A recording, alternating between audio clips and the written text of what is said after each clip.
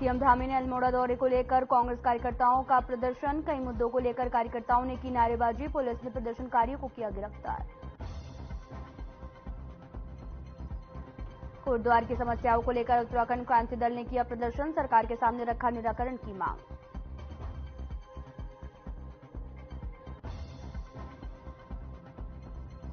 दिनेशपुर में स्कूली छात्र छात्राओं ने चलाया नशे के विरोध अभियान। जागरूकता शिविर का किया आयोजन। नुक्कड़ नाटक के माध्यम से यातायात नियमों की जानकारी।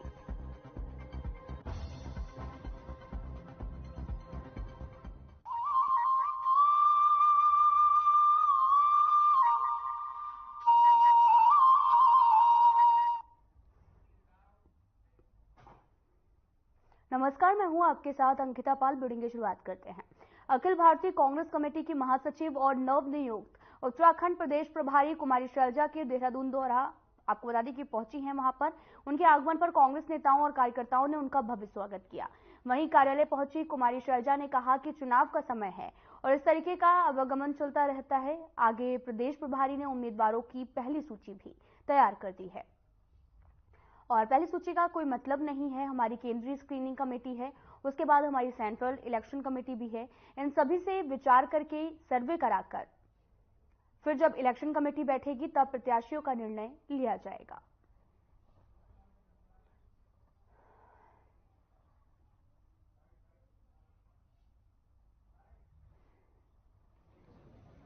ठीक है, कुछ लोग हैं आते जाते चुनाव के बाद इस तरह का चलता है, आवागमन चलता है। पहली सूची कब तैयार करती है कांग्रेस?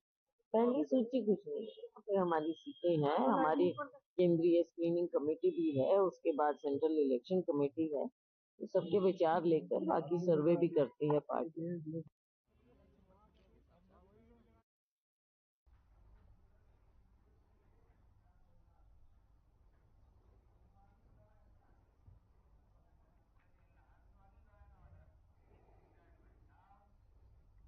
हल्द्वानी के बनबूलपुरा इलाके में हुई घटना पर ADG law and order SP Anshuman ने भी बताया कि हल्द्वानी में हालात सामान्य हैं। बाहरी क्षेत्रों में कर्फ्यू भी हटा दिया गया है। केवल बनबूलपुरा क्षेत्र में कर्फ्यू जारी है। पूरे प्रकरण में 3 एफआईआर भी दर्ज की गई, जिसमें से 16 लोगों के नामजद किया गया है। बाकी अज्ञात हैं। 5 लोगों को गिरफ्तार भी कर लिया गया। पुलिस लगातार दबिश दे रही है और शीघ्र ही उन्हें गिरफ्तार कर लिया जाएगा। सीसीटीवी की जांच की जाएगी। उपद्रवियों की पहचान कर उनकी तलाशी भी ली जा रही है।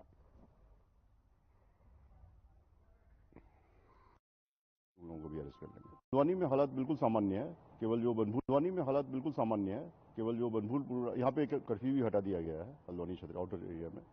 केवल बनभूलपुरा का जो एरिया है उसमें हमने अभी कर्फ्यू जारी रखा है। पूरे प्रकरण में 3 एफआईआर दर्ज की गई है, जिसमें 16 व्यक्तियों के खिलाफ उसको नामजद किया गया है। बाकी अज्ञात में काफी लोग हैं। तो इसमें हमने 5 लोगों को राउंड अप कर लिया, अरेस्ट कर लिया और बाकी के खिलाफ जो है पुलिस टीम लगातार दबिश दे रही है। शीघ्र ही उन लोगों को भी अरेस्ट कर लेंगे।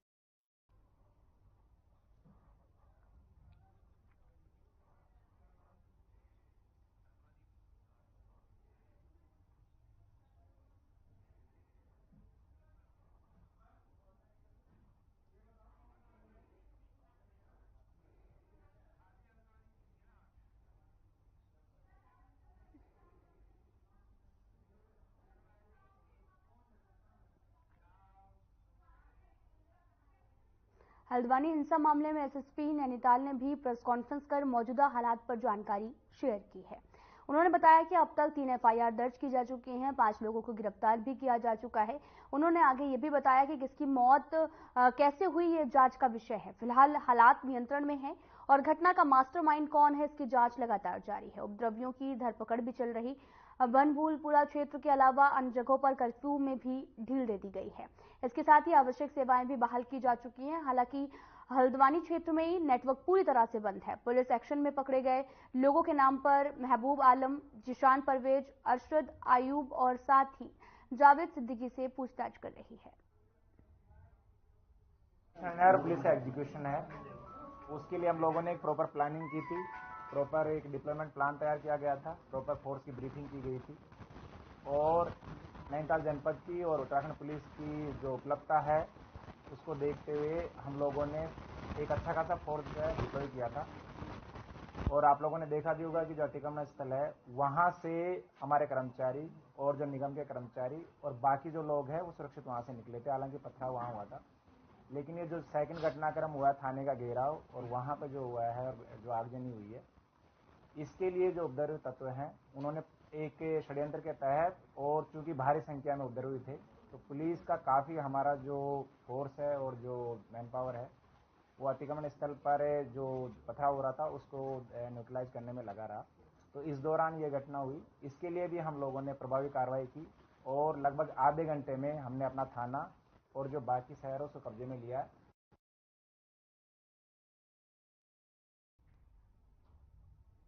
भारतीय किसान यूनियन लोक शक्ति उत्तराखंड के बैनर तले शनिवार को उत्तरांचल प्रेस क्लब में आपको बता दें कि देहरादून में किसान सम्मेलन का सम्मान समारोह आयोजित किया गया। इस सम्मान समारोह की अध्यक्षता प्रदेश अध्यक्ष सुरेंद्र दत्त शर्मा और साथ ही प्रदेश प्रवक्ता एनके गुप्ता के नेतृत्व में किया गया। और इस दौरान कार्यक्रम में भारतीय किसान यूनियन लोक शक्ति के राष्ट्रीय अध्यक्ष शिवराज सिंह भाटी ने भी शिरकत की है। इस दौरान राष्ट्रीय अध्यक्ष ने सरकार से भी मांग की कि केंद्र और राज्य सरकारें किसानों के जो ऋण है वो माफ करें और यूनियन की तरफ से अलग अलग क्षेत्र में उत्कृष्ट कार्य करने वालों को सम्मानित किया गया।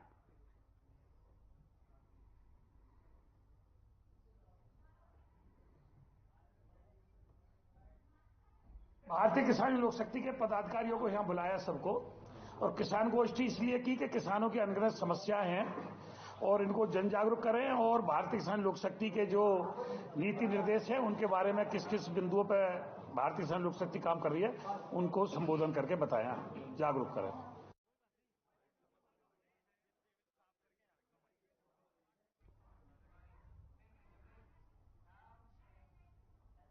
फिलहाल यहां रुकते हैं एक छोटे से ब्रेक के लिए।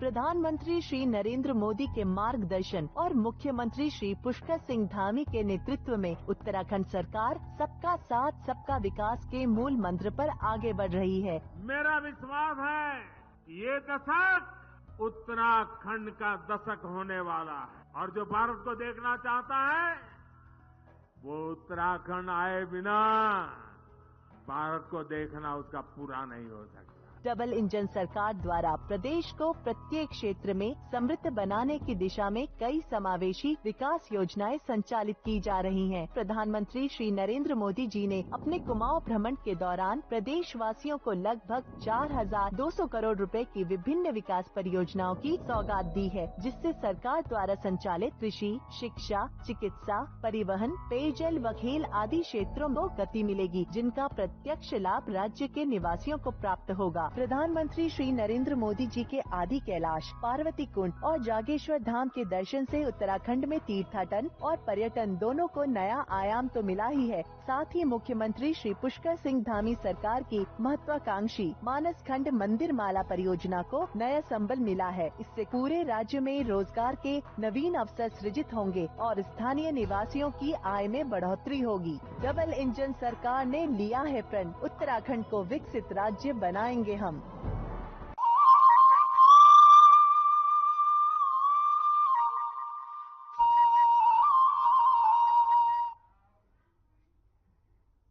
ब्रेक के बाद स्वागत है आप सभी का। रुक करते हैं खबरों की तरफ। राजधानी देहरादून के मियांवाला में आपको बता दें कि एक मेडिकल स्टोर में सांप घुस जाने से हड़कंप मच गया है। इस घटना में स्टोर संचालित मधु भरतवान की जान बाल बाल बची हुई है और स्थानीयों का भी कहना है कि वार्ड मेंबर पूजा नेगी ने भी कई बार शिकायत करने के बाद भी स्क्रबर का ढक्कन बंद नहीं किया, जिसके चलते सांप स्टोर में घुस गया है।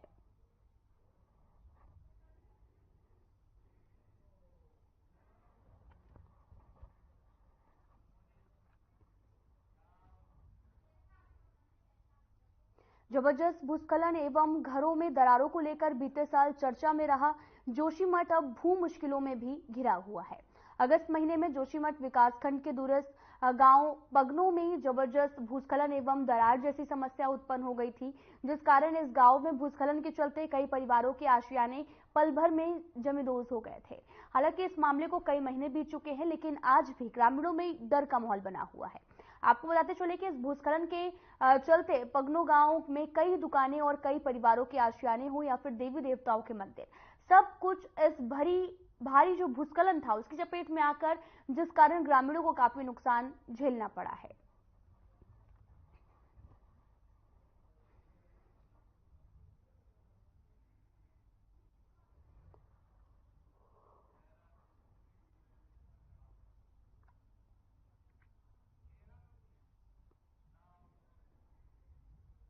हल्द्वानी में हुई आगजनी और पथराव की घटना को लेकर पूर्व सीएम त्रिवेंद्र सिंह रावत ने प्रशासन पर बड़े सवाल खड़े किए हैं। सीएम ने कहा कि यह पूरा मामला सुनियोजित साजिश लग रहा है। यदि ऐसा है तो एक इंटेलिजेंस ने भी इस तरह के इनपुट दिए थे, यदि नहीं दिए होते तो यह पूरी तरह से इंटेलिजेंस फेलियर है। और ये भी दिए हैं कि पुलिस व्यवस्था के पुख्ता इंतजाम क्यों नहीं हुए। उन्होंने ये भी कहा कि इस पूरे प्रकरण की गंभीरता से जांच की जानी चाहिए। हालांकि उन्होंने ये भी कहा है कि अभी एहतियातन या फिर घटना आगे ना बढ़े, शांति व्यवस्था कायम हो, घायलों के इलाज के लिए जरूरत और जो भी मारे गए हैं उनके परिजनों को ढांढस बंधाने की जरूरत है।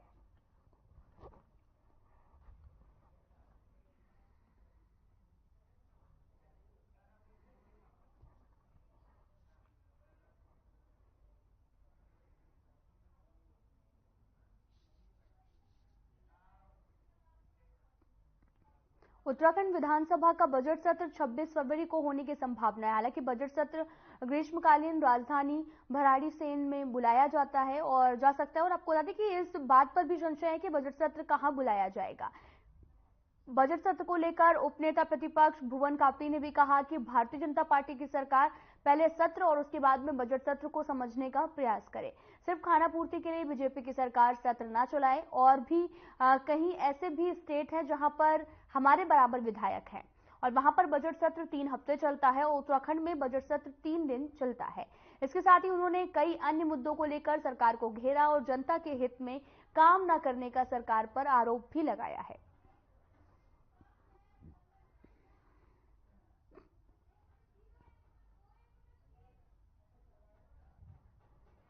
देखिए, पहले तो मैं ये कहूंगा, भारतीय जनता पार्टी की जो सरकार है, पहले वो सत्र और उसमें भी बजट सत्र का मतलब समझ ले। सिर्फ खाना पूर्ति के लिए सत्र न चलाए। बहुत सारे राज्य हैं जिनके यहां हमारे बराबर विधायक हैं, कहीं 70 हैं, कहीं 80 हैं, कहीं 90 हैं। वहां बजट सत्र 3-3 हफ्ते चलता है और उत्तराखंड का बजट सत्र 3 दिन चलता है। सरकार के पास बिजनेस नहीं होता। सरकार बजट सत्र के दौरान जो कार्य स्थगन के प्रस्ताव लगते हैं, उस पर चर्चा होती है, प्रश्नकाल पर चर्चा होती है, उससे भागना चाहती है, क्योंकि उन चर्चाओं में प्रदेश की जनता की समस्याएं निकल कर आती हैं, उसका सरकार समाधान करने में सक्षम नहीं है।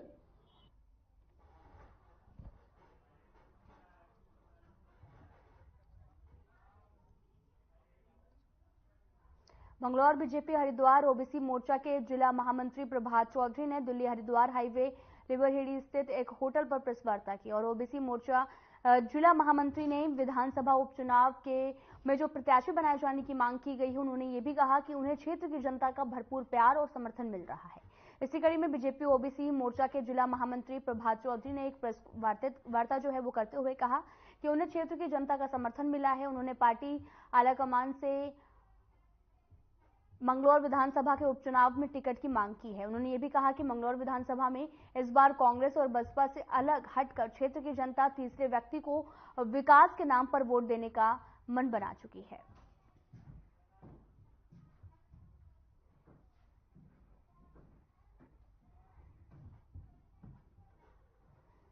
भारतीय जनता पार्टी के समक्ष अपना मांग पत्र रखा है कि मुझे मंगलौर से भारतीय जनता पार्टी का प्रत्याशी बनाया जाए। और यहाँ देखिए, मंगलौर में 2 ही लोगों की सत्ता रही है और ये हमारा क्षेत्र मंगलौर विकास से कोसों दूर है। एक काम बताइए मुझे, एक कि हाजी काजी जी ने कोई एक उपलब्धि, एक कार्य क्षेत्र में किया हो तो आप मुझे बताओ। एक बता दो, दूसरे को तो छोड़ दो कि एक कार्य विकास का करके दिया हो। आप देखिए, शिक्षा देखिए, चिकित्सा देखिए,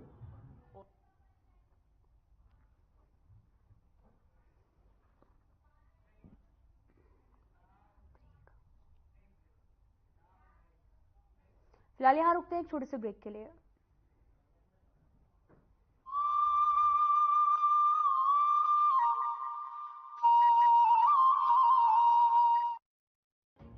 सैनिकों के कल्याण के लिए हर वक्त तत्पर है। उत्तराखंड सरकार पूर्व सैनिकों को राज्य सरकार की सेवाओं में दिया गया है क्षैतिज आरक्षण। शहीद सैनिकों के परिजनों को सरकारी सेवाओं में सेवायोजन में वरीयता देने का किया गया है प्रावधान। शहीदों की पत्नियों और उनके आश्रितों के पुनर्वास के लिए दिया जा रहा है कौशल वृद्धि एवं रोजगार परक निःशुल्क प्रशिक्षण। युद्ध में घायल सैनिकों और परिजनों को एक मुश्त दी जा रही है 2 लाख रुपए की सहायता। विभिन्न युद्धों और आंतरिक सुरक्षा व सीमांत झड़पों में शहीद सैनिकों के आश्रितों को उत्तराखंड शहीद कोष से दी जा रही है एक मुश्त 10 लाख रुपए की धनराशि। उत्तराखंड बन गया है वीर सैनिकों को सबसे अधिक अनुदान देने वाला राज्य। उत्तराखंड के वीरों का देश के लिए शहादत में बड़ा योगदान रहा है।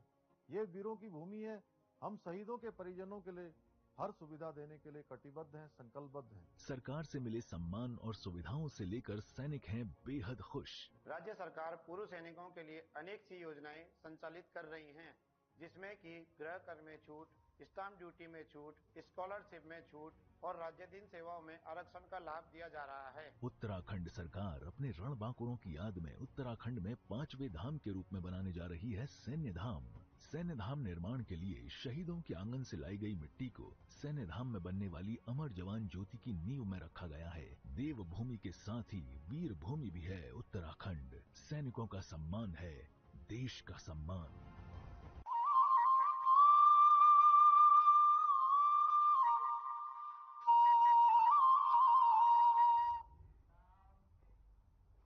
ब्रेक के बाद स्वागत है आप सभी का। रुख करते हैं खबरों की तरफ। दून के धरावली में सिगरेट के विवाद में 2 युवकों ने एक युवक की हत्या कर दी थी।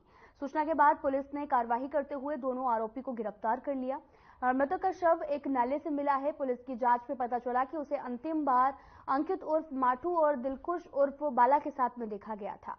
एसएसपी ने भी बताया कि आरोपी दिलकुश निवासी धारावली ट्रांसपोर्ट नगर में सेल्समैन है और जो कि आपको बता दें कि अंकित निवासी मुहिबे वाला क्षेत्र में एक दिहाड़ी मजदूरी करता है।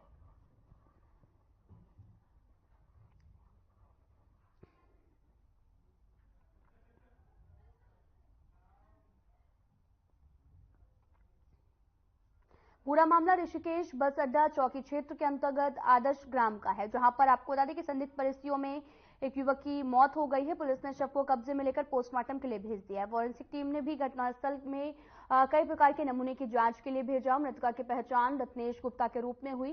कोतवाली पुलिस के मुताबिक रत्नेश गुप्ता आदर्श नगर में अपने घर के अंदर अकेली रहती थी और उनकी बेटी ज्योति बताती है कि 5 फरवरी को मां में आखिरी बार जो मां से है वो बात हुई थी। उसके बाद में उसने मोबाइल पर संपर्क नहीं हो पाया, जिससे ज्योति को अपनी मां के साथ अनहोनी का डर भी सता रहा था, जिसके बाद ज्योति ने पुलिस को भी सूचना दी और फिलहाल पुलिस हर पहलू पर गौर करके जांच को आगे बढ़ा रही है। जो भी तथ्य सामने आएंगे उसके आधार पर अग्रिम कार्यवाही की जाएगी।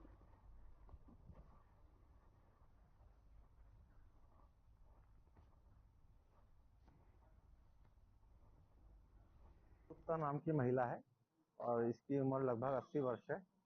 प्रथम दृष्टया ये लग रहा है कि काफी दिन पुरानी लग रही है और इसका पंचायतनामा भर के पोस्टमार्टम के लिए भेजा जा रहा है। पोस्टमार्टम रिपोर्ट आने के बाद मालूम चलेगा कि इसकी मृत्यु का कारण क्या था, उसके बाद अग्रिम कार्रवाई की जाएगी। सर गेट पे मेन गेट पे ताला लगा बताया जा रहा है और बॉडी अंदर भी कुछ मामला संदिग्ध प्रतीत हो रहा है। कैसे अब बताते हैं, ये महिला वैसे थोड़ा सा मानसिक रूप से भी थोड़ा सा परेशान थी, अकेली ही रहती थी और कभी कभी ताला लगवा करके भी अंदर चाबी रखवा लेती थी। अब ये तो देखिए पोस्टमार्टम रिपोर्ट के बाद ही मालूम चल पाएगा कि इसकी एक्चुअल डेथ कैसे हुई है, उसके बाद ही अग्रिम कार्रवाई की जाएगी। पुलिस हर पहलू पर गौर करके जांच आगे बढ़ाएगी। हमारे द्वारा जो है इसको हर पहलू को देखा जा रहा है, इसके सभी आसपास के क्षेत्र को भी देखा जा रहा है, जो भी सीसीटीवी कैमरा उनको भी देखा जा रहा है और मेन जो है जब पोस्टमार्टम रिपोर्ट आएगी उसके बाद आगे कार्रवाई।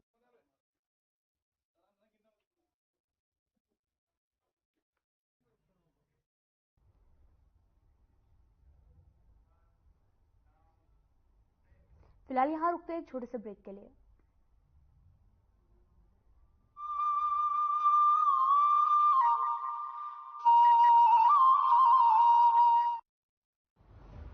प्रधानमंत्री श्री नरेंद्र मोदी के मार्गदर्शन और मुख्यमंत्री श्री पुष्कर सिंह धामी के अथक प्रयासों से देवभूमि उत्तराखंड में रेल कनेक्टिविटी के क्षेत्र में अभूतपूर्व कार्य हो रहा है, जिसके परिणाम स्वरूप प्रदेश में पर्यटन, उद्योग और अन्य व्यापारिक गतिविधियों में तीव्र गति से विकास होगा। प्रधानमंत्री श्री नरेंद्र मोदी ने देहरादून से दिल्ली तक चलने वाली वंदे भारत एक्सप्रेस का उद्घाटन किया। साथ ही उत्तराखंड के सभी रेल नेटवर्कों का विद्युतीकरण का कार्य 100% पूरा हो गया है। प्रदेश में रेल नेटवर्क को मजबूत करने के लिए लगभग 16,000 करोड़ की लागत वाली ऋषिकेश कर्णप्रयाग रेल परियोजना पर भी तेजी से काम चल रहा है। अमृत भारत रेलवे स्टेशन योजना से हर्रावाला रेलवे स्टेशन का 30 करोड़ रुपए, रुड़की रेलवे स्टेशन का 29 करोड़ रुपए और लाल कुआं रेलवे स्टेशन का 23 करोड़ रुपए से कायाकल्प किया जा रहा है। कुमाऊं के पहाड़ी इलाकों को जोड़ने वाली टनकपुर बागेश्वर रेल लाइन का निर्माण कार्य जल्द शुरू होगा। डोईवाला से गंगोत्री यमुनोत्री रेल लाइन के सर्वे पर भी सहमति दी जा चुकी है। रेलवे ने बजट 2023-24 में उत्तराखंड को 5,004 करोड़ रुपए की सौगात दी है। इसमें हरिद्वार और देहरादून रेलवे स्टेशनों को विश्व स्तरीय सुविधाओं से लैस करते हुए इनके प्लेटफॉर्म के ऊपर रूफटॉप का निर्माण किया जाएगा। मजबूत रेल नेटवर्क बन रहा है प्रगति और आधुनिकता का प्रमाण। डबल इंजन सरकार कर रही है सशक्त उत्तराखंड का निर्माण।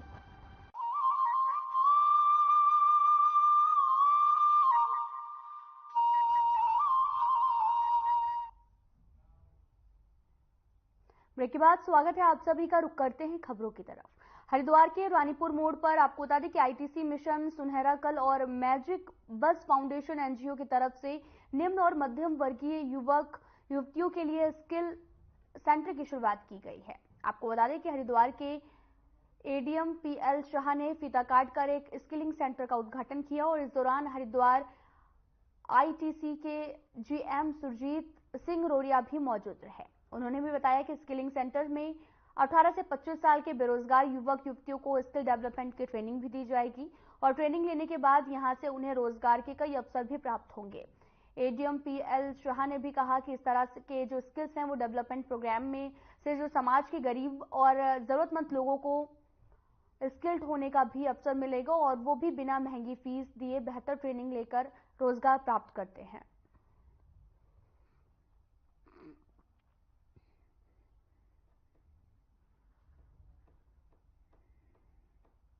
ये आज एक प्रोफेशनल एक स्किल ट्रेनिंग है बच्चों के लिए और ये उन बच्चों मैक्सिमम उन बच्चों के लिए है जो लो इनकम ग्रुप में आते हैं और मार्जिनल इनकम ग्रुप में आते हैं। इनका आगे भविष्य के लिए जब ये जॉब के लिए कहीं जाएंगे, क्योंकि आज की तारीख में जो है काफ़ी जो ये एरा है काफ़ी कम्पिटिटिव एरा है और बड़े कंपटीशन फाइट करने पड़ते हैं, तभी जाके किसी पद पे गवर्नमेंट जॉब में या प्राइवेट सेक्टर में आप सेलेक्ट हो पाते हैं। तो जो ये ट्रेनिंग है, इस ट्रेनिंग का एक बहुत बड़ा इम्पोर्टेंट है कि जब आप किसी क्षेत्र में जाते हैं तो वहाँ पे अगर आप स्किल्ड हैं तो आपको प्रेफरेंस दी जाती है। तो मेरे हिसाब से इससे जो है जो समाज का जो अंतिम छोर पे बैठा हुआ जो व्यक्ति है उनके जो बच्चे हैं जो अफोर्ड नहीं कर सकते हैं एक बड़ा कोई ट्रेनिंग जिसमें बहुत बड़ा खर्चा हो, तो उनके लिए बहुत बेनिफिशियल है। 10वीं के बाद या 11वीं के बाद जिनको पता नहीं होता है कि उनको अपनी लाइफ में क्या करना है, इस प्रोग्राम के माध्यम से उनको डिफरेंट स्किल्स डेवलप की जाती हैं ताकि वो अपने जीवन में चाहे सरकारी क्षेत्र हो चाहे प्राइवेट सेक्टर हो वहाँ पे अपने कार्य को कर सकें और इनकी डिमांड काफ़ी बढ़ जाती है।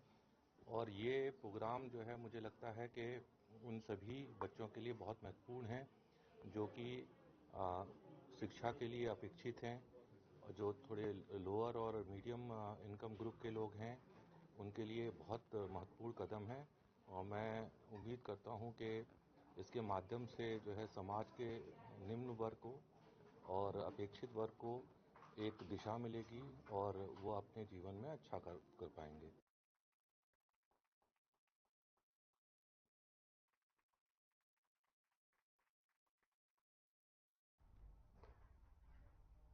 फिलहाल इस वीडियो में इतना ही। नमस्कार।